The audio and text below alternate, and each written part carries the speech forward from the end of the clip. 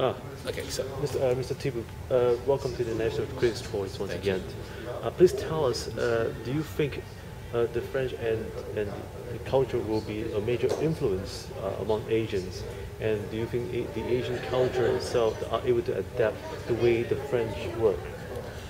that's a very interesting question. It's not easy to predict how things will go, but I can think of a few examples. Like, I think the French culture definitely has an influence worldwide.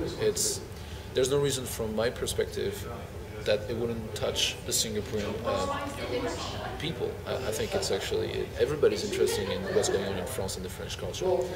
Um, Now, it's tricky because the French sometimes are known to be a little too much, too excessive, too much expressive, and this is something that's not easy to do. Most people are shy. Most people are a little reserved, and they want to make sure that they're not going to do too much. The French are known to be non-caring about these things. They're usually very expressive, and this is sometimes too much. I am sure that there's a lot of things that you can learn from the French culture, but it doesn't mean you have to resemble it or copy it. It's probably not the right thing to do. I think there's an interesting thing here to take what's good and being inspired. That's definitely a good point. The French culture can be a role model, and I believe that so many Singaporean people are already looking into this and already interested in this. Absolutely. Could you give us 5 points about creativity? You know, how one can be creative, Yes. especially in the area of the arts and animations. You know. Yeah, absolutely. I would say the first and most important point, of course, is you have to look at what other people are doing. It is essential to be a good creative person to look at other creative person and see what they're doing. It doesn't mean you have to copy the work. It just means you have to open your eyes to the variety of what's been doing all around the world since many years. That's the first point. The second point is you have to build up yourself an identity, an artistic identity.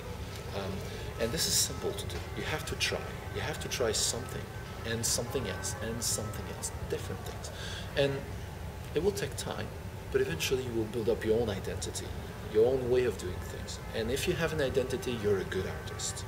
It is so simple to copy or do something a little bit the same, and that's not a good creativity. That's not being an artist. So you have to have your own way of doing things. That's the second point.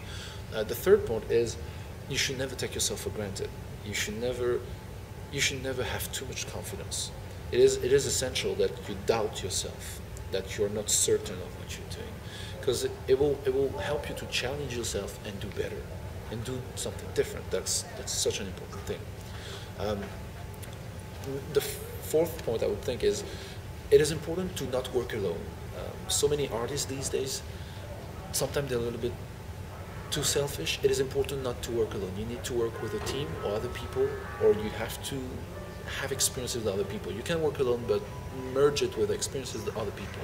This is enriching. This is so good. And maybe the fifth point that I can think of is you have to be vocal. You have to talk and express yourself. It is one thing to be a creative person, but you have to show your work. You have to show your work to other people.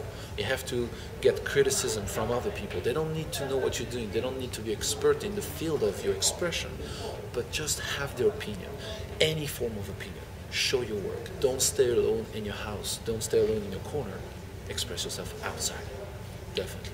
Well, Mr. Tibu, thank you once again for sharing with us, and we look forward. It's a pleasure.